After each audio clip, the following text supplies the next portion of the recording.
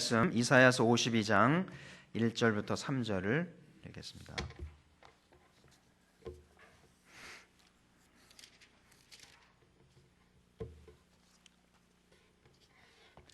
구약성서 이사야서 52장 1절부터 3절 제가 읽도록 하겠습니다. 시온이여 깰지어다 깰지어다 내 힘을 낼지어다. 거룩한 성 예루살렘이여 내 아름다운 옷을 입을지어다. 이제부터 할례 받지 아니한 자와 부정한 자가 다시는 내게로 들어옴이 없을 것임이라. 너는 티끌을 떨어 버릴지어다. 예루살렘이여 일어나 앉을지어다. 사로잡힌 딸 시온이여 내 목에 줄을 스스로 풀지어다. 여호와께서 이와 같이 말씀하시되 너희가 값없이 팔렸으니 돈 없이 속량되리라. 아멘. 잠시 기도하겠습니다. 하나님 아버지, 오늘도 주중에 또 주 은혜가 사모하며 한 주간을 또 주께 의탁하며 예배로 나아갑니다.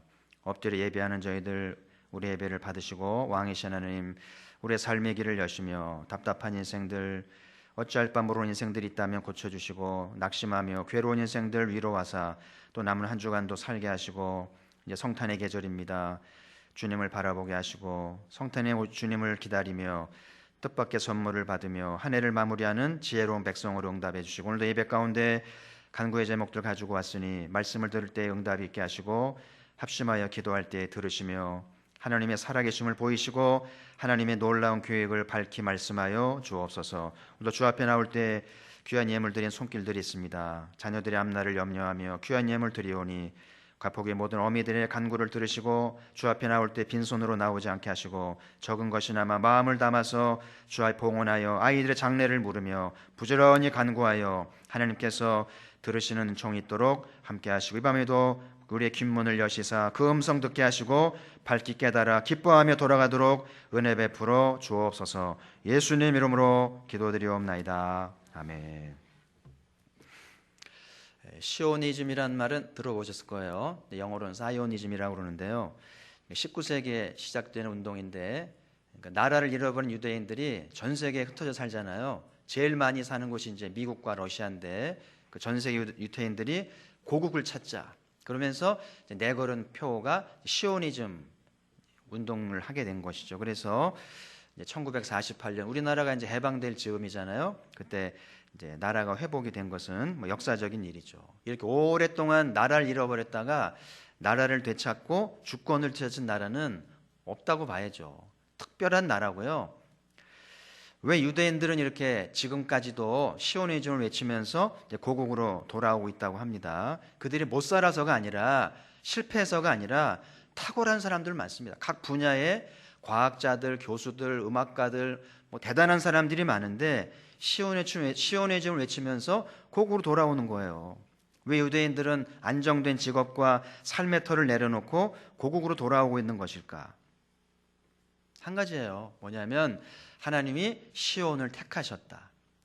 우리의 모국인 고향 수도일 이제 시온을 택하셨다는 긍지가 있기 때문인데요. 그래서 하나님이 지금도 그 택함엔 변함이 없고 시온을 통해서 은혜를 베푸시기 때문에 우리가 그곳에 가서 이제 축복을 받고 이제 살아야 된다고 하는 긍지가 있는 것이고요. 그러니까 자기들이 시온의 자손인 것이 긍지가 되는 거예요. 그래서 모든 걸 포기하고서라도 이제 고국으로 돌아오는 민족이라는 것인데요.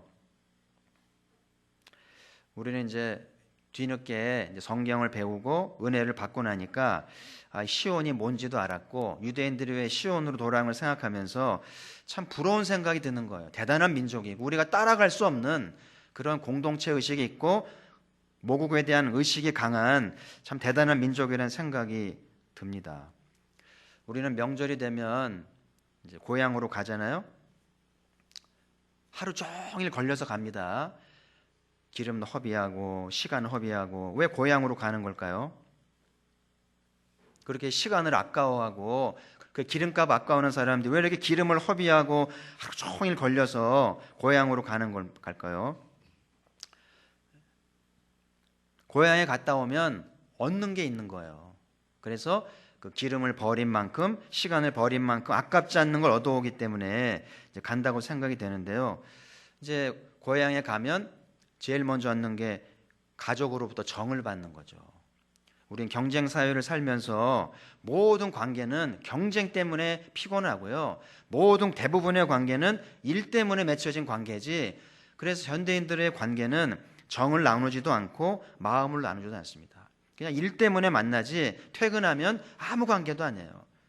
기껏해야 술 관계 정도인 거죠. 근데 고향에 가면 경쟁하지 않아도 되고 긴장하지 않아도 되고 고향 사람들은 정을 나누고 마음을 나누니까 거기서 뭔가 위로를 받는다는 거예요.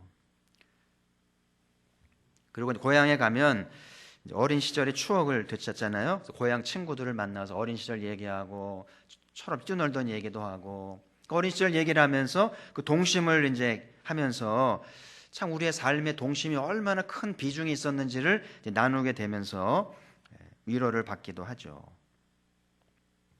그리고 마지막으로 고향에 가면 내 출생도 알게 되고 성장한 것도 확인하게 되면서 내 뿌리를 배우게 되잖아요. 근데 여러분 명절인데도 갈 고향도 없고 가족도 없고 어린 시절의 추억도 없다고 해보세요. 얼마나 삶이 무의미하고 피곤할까를 예상할 수 있잖아요. 그래서 사람들이 시간을 허비하고 기름을 허비하면서도 고향으로 가는 것이 이런 이유들이 있는 것 같아요. 그렇죠. 그렇지 않으면 이 야근 현대인들이 갈 이유가 없는 거죠.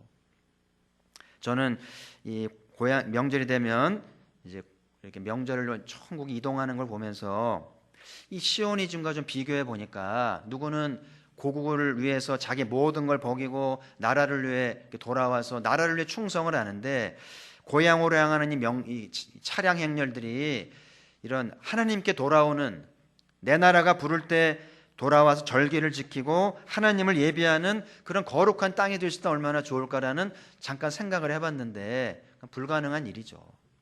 어쨌든 이 한반도가 이제 하나의 은혜 가운데 계속 은혜를 받고 하나님의 택함을 받아서 긍휼이 있기를 바라고요. 그러니까 시온은 이제 하나님이 예루살렘에 주신 애칭이라고 봐야 되겠죠. 이제 연인 사이가 자기야 이렇게 할 때 자기야 하잖아요. 그런 거죠. 하나님이 시온아 그럴 때는 애칭인 거죠. 그러니까 이 시온아를 들으면 이스라엘은 막 가슴이 뜨거워지고 충성심이 생기는 말이 시온이여라는 말이에요.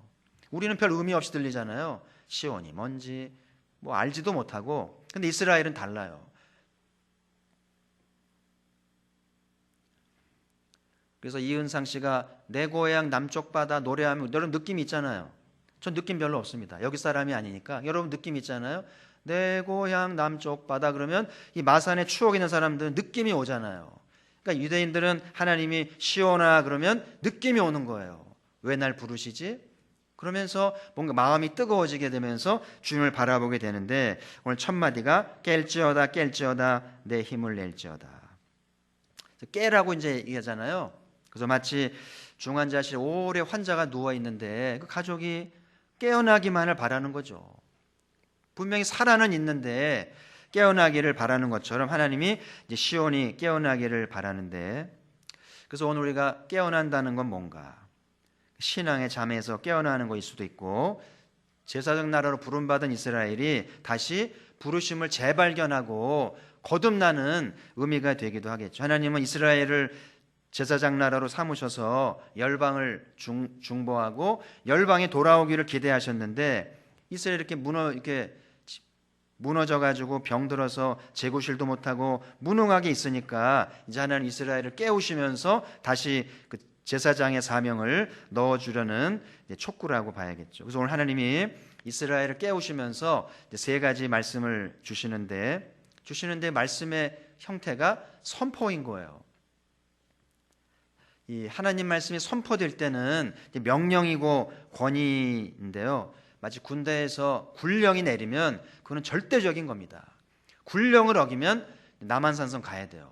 그런 것처럼 하나님의 선포의 말씀은 어떤 타협이라든지 설명이 아니라 절대적인 권위로 들어야 되는 이제 말씀이라는 것인데 마치 예수님이 그 나사로가 죽었을 때 조문 가잖아요.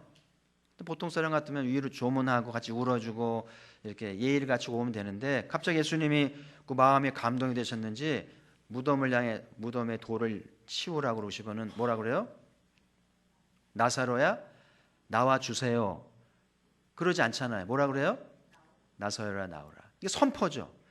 죽은 사람을 향해서 하나님의 권위를 가지고 명령하는 거예요. 나사로가 나와야 안 나와요? 어떻게 죽은 사람이 살아나옵니까? 이거는 자연을 넘어선 거고요. 상식을 넘어선 것이죠. 근데 이렇게 하나님의 그 선포의 말씀은 이런 불가능을 가능케 하는 영적 권위가 있다는 것을 이제 오늘 이제 배우게 되는데요. 그래서 예수님께서 이제 나사로의 무덤 앞에서 선포하셨을 때 죽은 나사로가 살아나서 제2의 인생을 살잖아요. 오늘 하나님이 저와 여러분에게 말씀을 선포하신다면 지난날의 인생을 청산하고 제2의 인생을 살 텐데, 할렐루야. 그래서 여러분이 강단의 말씀이 오늘은 선포가 있을까?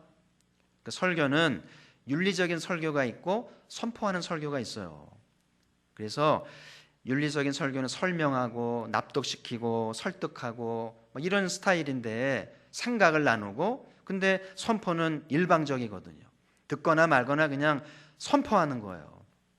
그래서 여러분 이 강단의 말씀이 바르게 선포되어지도록, 근데 목회자들이 이 선포를 잘못 활용하면 사기꾼이 되는 거예요. 하나님의 이름을 빙자해서 뭔가 자기 어떤 이익과 이제 그런 걸 위해서 말씀을 빙자해서 선포해서 성도들을 사기칠 때가 있거든요.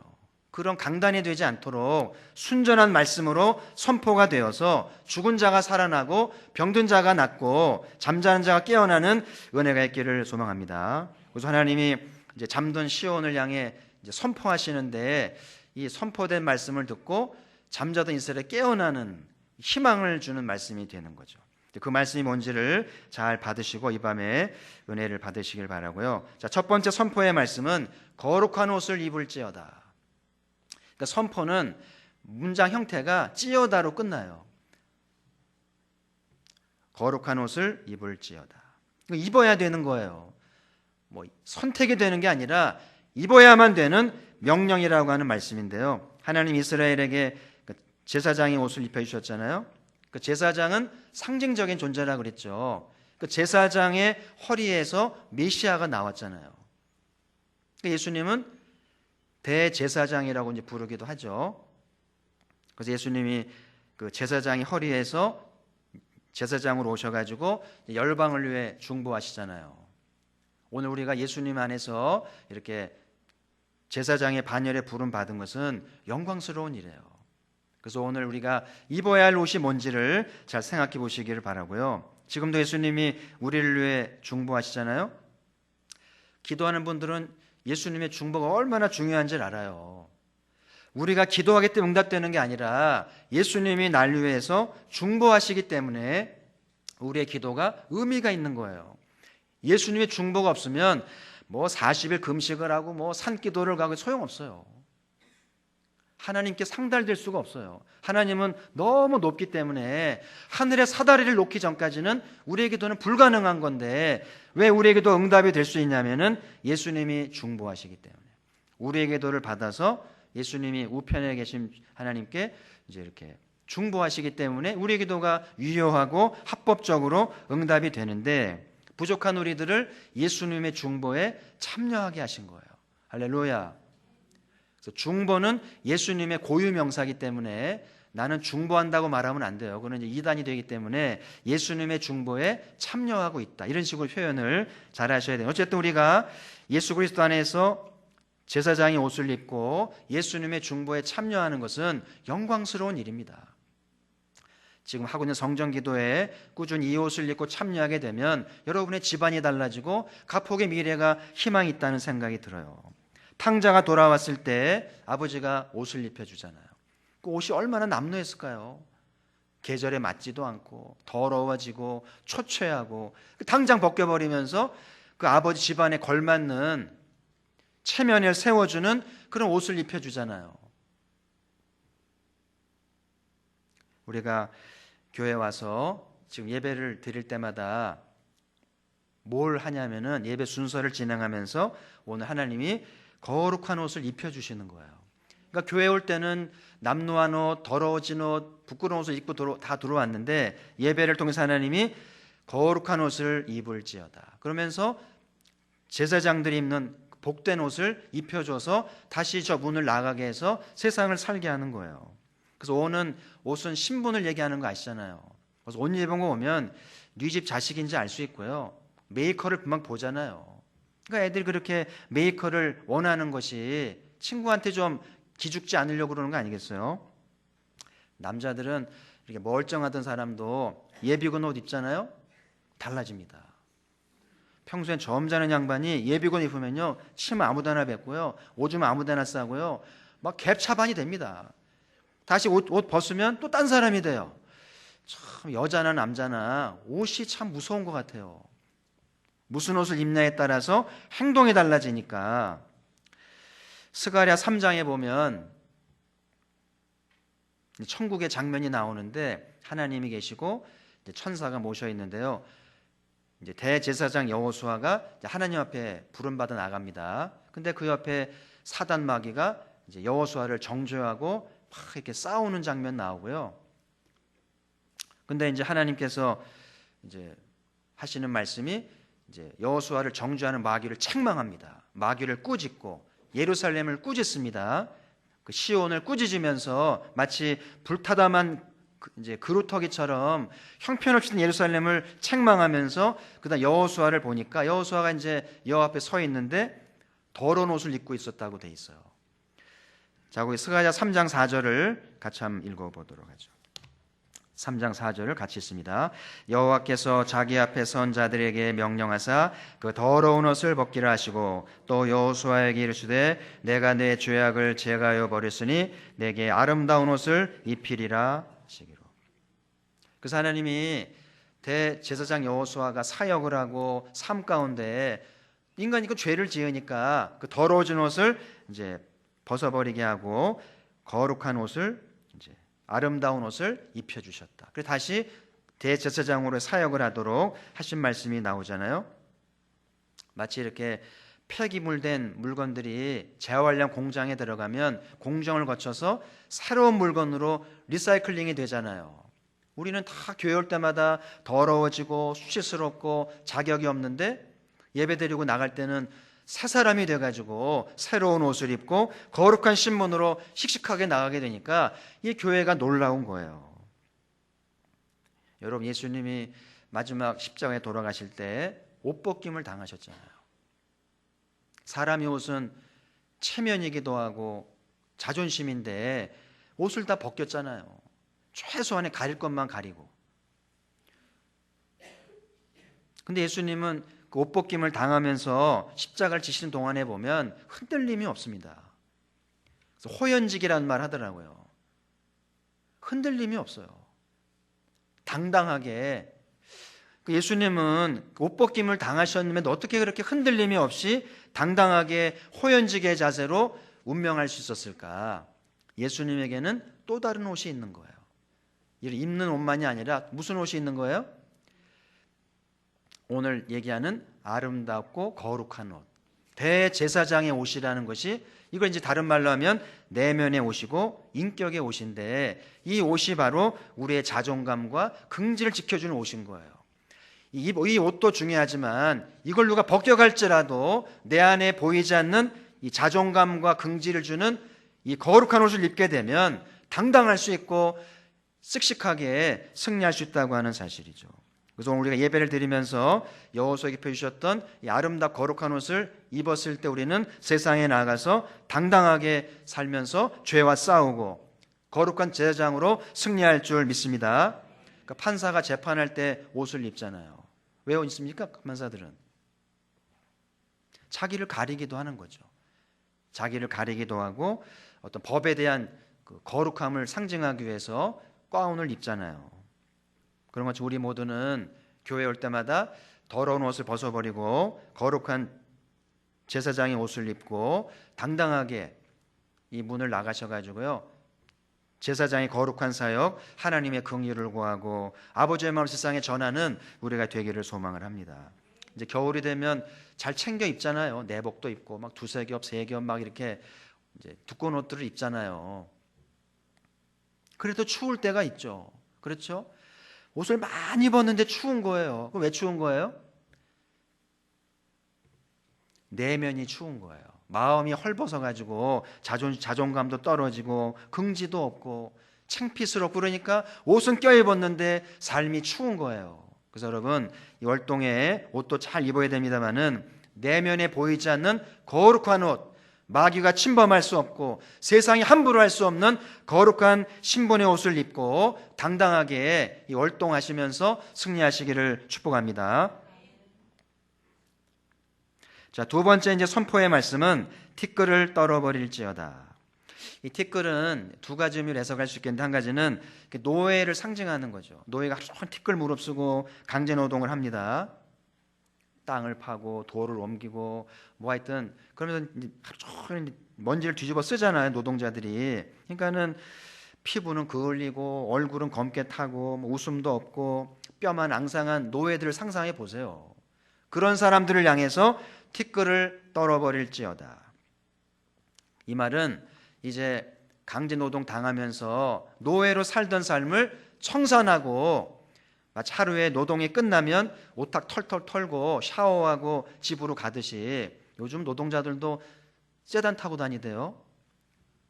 하여튼 가난해서 차는 타고 다니는 사람들인데, 그런 것처럼 이제 노동을 당하면서 그렇게 티끌을 뒤집어 쓰던 삶을 청산하고 이제 돌아갈 준비하라는 의미로 해석을 할 수가 있겠습니다. 또 한 가지 티끌은 우리 인생을 상징하기도 하는데요. 그 성경은 우리 인생이 먼지 같다고 그래요. 먼지가 사라지듯이 사라지고 마는 존재라고 하는 것이죠. 그래서 티끌 같은 인생이기 때문에 너무 미련을 갖고 집착을 하고 시비를 가리려고 하지 말라는 이야기죠. 무의미한 거예요. 오늘이라도 하나님이 오늘 밤에 오라 그러면 거역할 수 없어요. 돌아가야 할 운명이 아니겠어요? 그런 티끌 같은 존재이기 때문에 늘 겸손히 긍휼을 구하면서 마지막 날 하나님이 심판할 때 하나님이 긍휼을 받지 않으면 심판을 면할 수 없잖아요. 그런 티끌 같은 존재임을 기억하는데 그 티끌을 벗어버리라고 이제 말씀을 하시죠.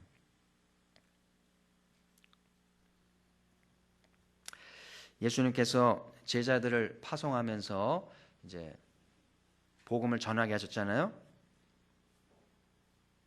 제자들이 이제 복음을 전하는데 복음을 받는 고울도 있고 복음을 거절하는 고울도 있습니다. 그때 예수님이 뭐라 그러냐면은 너희를 영접하지 않으면, 너희를 환영하고 환대하지 않으면 발의 먼지를 떨어버려라. 그 동네에서 묻은 신발의 먼지를 신발 벗어서 탁탁 털고 신고 떠나라고 돼 있어요. 이거 뭘 얘기하냐면은 제자들은 좀 보통 사람들이잖아요. 가난했던 사람들이고 자존감도 좀 낮고 배운 것도 적은데 그 거절을 당하면 얼마나 상처를 받겠어요. 교사들이 이제 애들 결석해가지고 전화합니다. 근데 엄마들이 친절하게 받으면 좋은데 왜 오셨어요?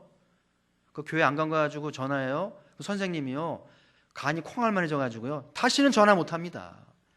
그래서 교사 안 하는 거 상처를 받습니다. 세상이 그래요.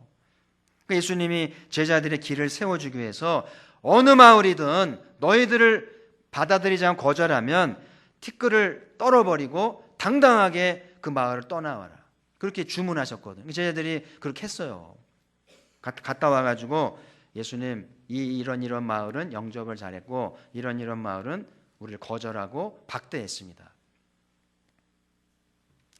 그 예수님이 그 제자들의 보고를 받고요 저주 기도를 해요. 예수님이 그러면서 화 있을진저 고라시나, 화 있을진저 가버나오마, 저주하는 기도를 합니다. 무서운 일이죠.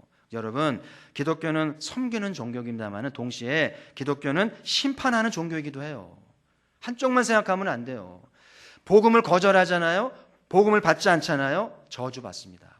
이 마산이 복음을 받지 않으면, 하나님의 저주를 받으면 도시가 되겠어요? 되지 않습니다. 복음을 잘 받아서 주님의 은총을 받기를 주의 이름으로 축복합니다. 그러니까 도시도 그렇고 집안도 그렇고 개인도 그렇고, 오늘 여러분이 복음을 잘 받으면 주의 은총을 받지만 복음을 거절하면 저주받을 수 있다는 사실을 기억하셔야 돼요. 예수님이 제자들에게 발에 티끌을 떨어버리라, 무서운 말씀일 수 있어요. 그래서 오늘 티끌 같은 인생인데 겸손하게 복음을 받고 복음을 따라야만 희망이 있음을 말씀하시는 것도 기억하시기를 바랍니다. 자, 오늘 세 번째 선포하는 말씀은 목의 줄을 풀지어다인데요. 이 목의 줄은 뭘까요? 마치 강아지는 목에 줄을 매두잖아요. 지금 요즘에 강아지 이렇게 사고가 많아가지고 반드시 개를 데리고 나갈 때는 줄을 가지고 나가야 되고요. 방치했다가 물리면 심각합니다.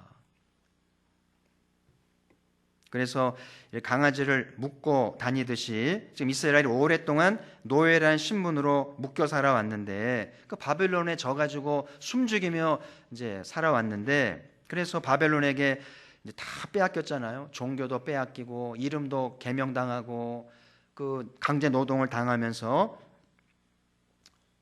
살아왔잖아요. 근데 이제 하나님께서 목의 줄을 풀지어다. 참 사람들은요, 하여튼 새로운 주어진 환경에 잘 적응하긴 하는 것 같아요. 처음에 노예로 끌려올 때만 해도 어떻게 사나. 제사장 나라로 살아온 민족인데 어떻게 사나 싶은데 10년, 20년 지나면서 그냥 살만한 거예요, 그냥. 그러면서 하는 말이 사는 게 그렇지.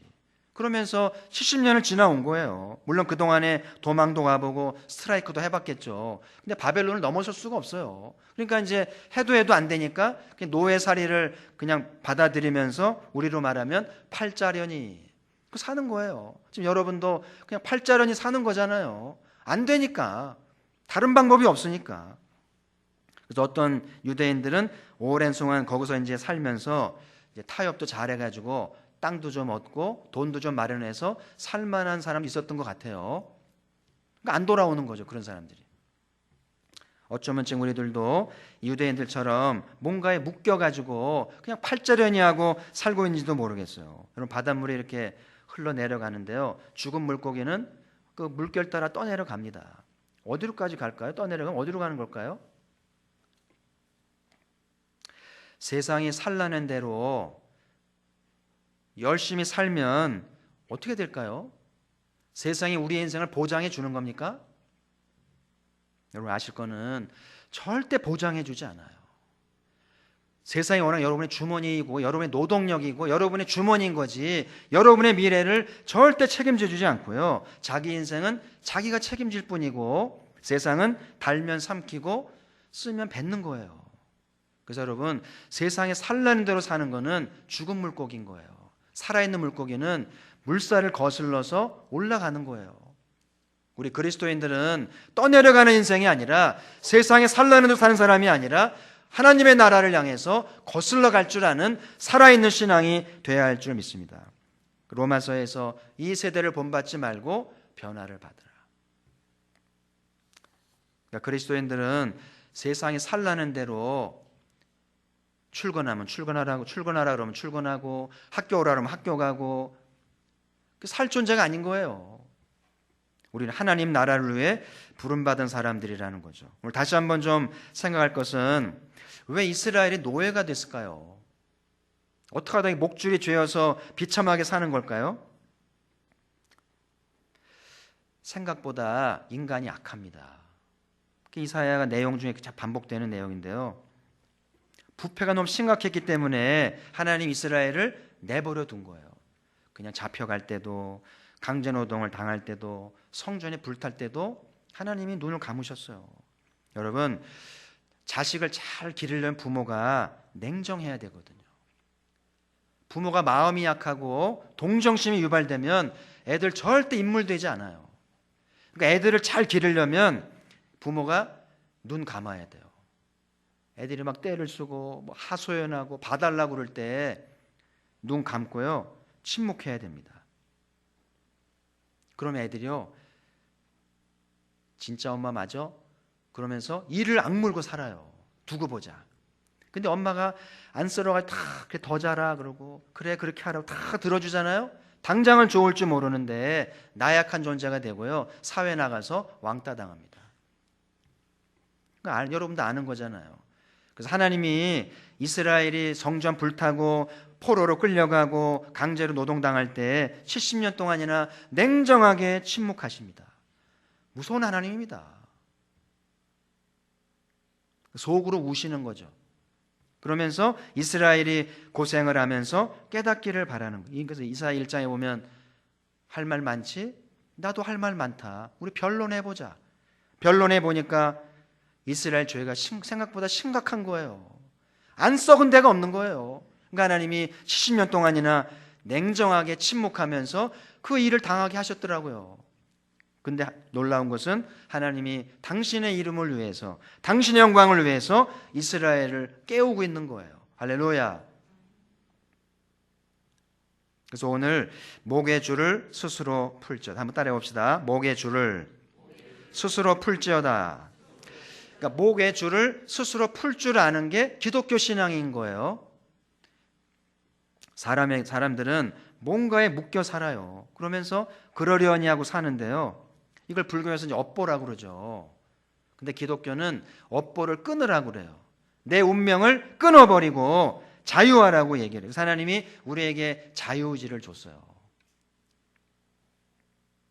그래서 여러분, 애들이 크면서 10살이 넘고 사춘기가 되면서 반항하잖아요. 굉장히 중요한 겁니다.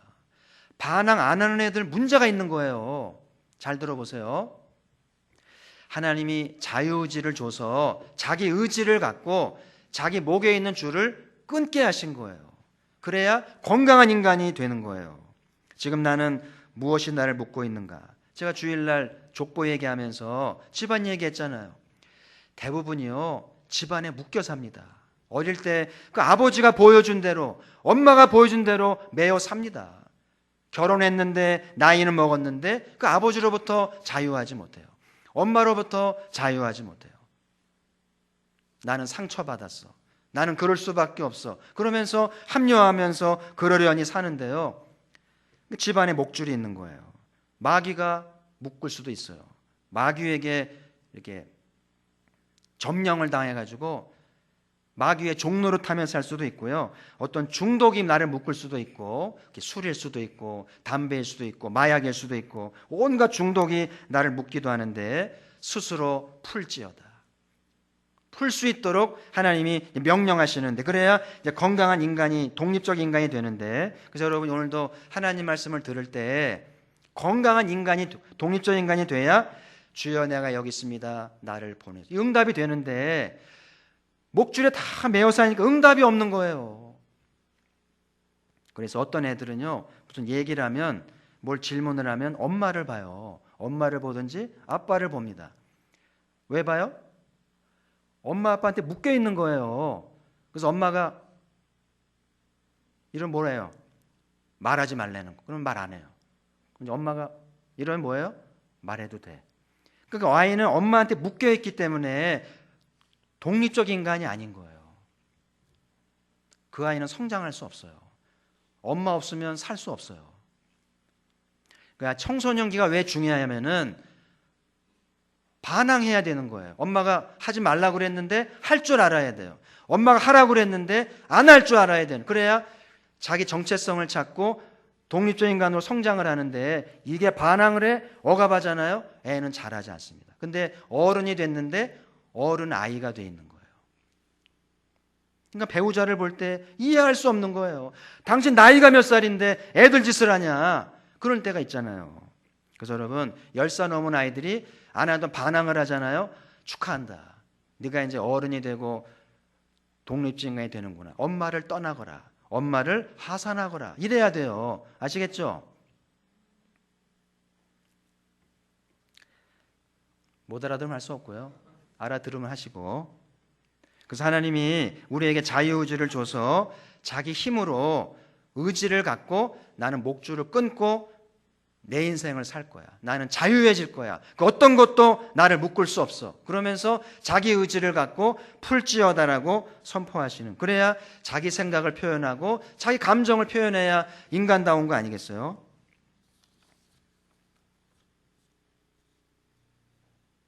그래서 여러분, 자기 목소리를 내야 돼요.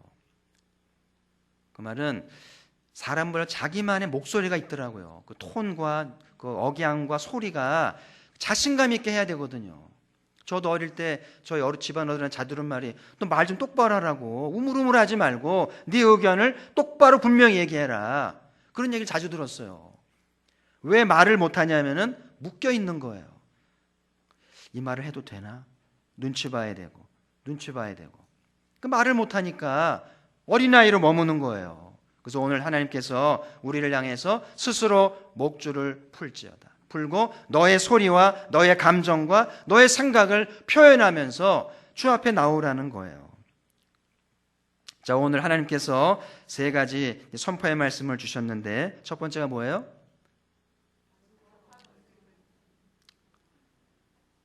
아름다운 옷을 입을지어다. 거룩한 옷을 입을지어다. 뭐 같은 말이니까 거룩한 옷을 입을지어다. 아멘. 오늘 예배 끝나고 나가실 때 나는 제사장의 옷을 입었다 생각하고 주님의 중보에 거룩하게 참여하길 바랍니다. 영광이에요. 이걸 귀중히 여겨야 됩니다. 두 번째로 뭐예요? 티끌을 떨어버릴지어다. 아멘. 너무 인생에 매여 살지 말고요. 떠나갈 인생이고요. 먼지 같은 인생입니다. 겸손하게 주의 긍휼을 구할 수 있길 바라고요. 세 번째가 뭐예요? 목의 줄을 스스로 풀지어다. 아멘. 어떤 것도 나를 묶지 못하게 하세요. 어떤 것도 나를 억압하지 못하게 하시고 자유하게 사시고 독립적으로 사시고 인간답게 사시면서 여러분의 소리를 내세요. 숨 좀 제대로 쉬시고 여러분의 소리를 내세요. 생각을 얘기하시고 마음을 표현하시고 할렐루야. 그래야 사람 사는 것 같잖아요. 묶여 살지 말고. 여러분이 강아지예요? 왜 묶여 삽니까? 집안에 묶이지 마세요. 사람에게 묶이지 말고 이념에도 묶이지 말고 오직 주님께만 매어 있기를 주의 이름으로 축복합니다. 이제 오늘 요절 말씀을 소개하지 못했는데요. 시간이 많이 가서 오늘 하나님이 세 가지를 선포하시면서 이게 되는 게 아니거든요. 어떻게 옷을 입으며 어떻게 티끌을 떨쳐버리며 어떻게 목줄을 끊겠어요. 그래서 하나님이 이 모든 것을 행동하게 하시고 가능케 하시려고 놀라운 약속을 주시는데 그래서 3절 말씀이 그 말씀인데 우리 3절을 읽고 정리하도록 하겠습니다. 3절 시작. 여호와께서 이와 같이 말씀하시되 너희가 값없이 팔렸으니 돈 없이 속량되리라. 아멘. 다시 한번 따라합시다. 돈 없이 속량되리라. 여기 속량이라는 말 이사야 53장에 가면 위대한 고난받는 종의 이제 말씀이 나오잖아요. 이사야의 큰 기둥이죠. 53장은 제일 중요한 기둥 중에 하나인데 이 속량이 로마서 3장과 매칭이 되는 거예요. 이사야 53장과 로마 3장은 신구약의 짝이 되면서 이 속량이라는 말을 알아야 앞에 세 가지 선포가 내 삶의 이제 고백이 되고 경험이 되어지니까 이 속량 없으면 아무것도 안 되는 거예요. 그래서 오늘 하나님께서 멀리 예수님을 내다보시면서 이사야를 통해서 속량신앙을 넣어주셨는데 여러분 세상에 공짜가 없잖아요. 공짜 좋아하지 마세요. 공짜인 줄 알았는데 나중에 다 덤텅이 씌웁니다. 세상에 공짜가 없고 다 값이 있기 나름인데 우리가 하나님의 자녀가 되고 제사장의 반열에 선 것도 거저된 게 아닌 거예요. 하나님께서 어마어마한 값을 지불하셨는데 오늘 돈 없이 속량되리라.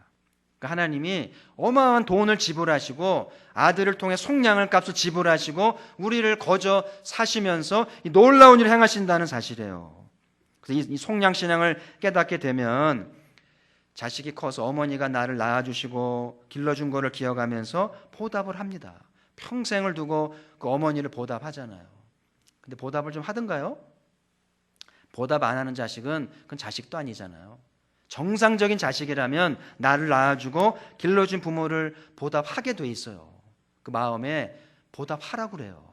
그런 것처럼 하나님이 아들을 통해서 어마어마한 값을 지불하셔서 나를 거저 구원해 준 걸 알면 그 속량신앙을 깨닫게 되면 평생을 두고 그 은혜를 갚아야 돼요. 평생을 갚아도 갚을 수 없어요. 많이 빚어도 그 은혜를 노래할 수 없습니다. 할렐루야. 가폭의 신앙을 깨달으면 교회가 달라지죠. 봉사가 달라지고요. 주님을 섬기는 이유가 달라지는 거예요. 우리는 공로를 쌓기 위해서도 아니고 하나님 나 들어가기 위해서도 아니고 값없이 나를 속량하신 그분 때문에 평생을 두고 은혜를 보답하는 거예요. 절대 공로가 될 수 없죠. 은혜일 뿐인 거예요. 그래서 아무쪼록 성탄의 계절인데요. 예수님이 왜 오시나? 돈 없이 속량드리라. 이 말씀을 이루어 드리려고 우리를 거룩한 바늘에 세우셔서 거룩한 옷을 입히시고 티끌을 떨어버리고 그리고 목줄을 끊게 하시려고, 그래서 멋진 인생을 살게 하시려고 속량하시러 오시는 거예요. 어떻게 주님을 영접하고 맞이해야 될까요? 그래서 오늘 낮에 저 밖에 이제 불 달았거든요. 이제 기회 봐서 점등식을 좀 해보려고 하는데 좀 기대감을 가져야 돼요. 그래서 앞에 촛불도 잘 들여다보시고요. 십자가도 좀 보시고 성탄 트리도 보시면서 예수님이 성탄절에 왜 오신 건가? 돈 없이 속량되리라. 예수님이 날 위해 속량하시러 오시는데 그 속량 덕분에 우리가 거룩한 신분이 되고 복 있는 인생이 되었는데 그 주님을 다시 한번 기억하면서 이 속량신앙으로 충분하게 되면 우리 인생은 성탄절을 계기로 새로워질 수 있어요. 그래서 여러분 절대 희망의 줄을 놓지 마시고요. 이사야를 잘 따라오면서 예수님의 속량을 잘 따라오면서 멋진 인생으로 새롭게 되기를 주님의 이름으로 축복합니다. 하나님 아버지 감사합니다. 오늘도 이사야 말씀을 통해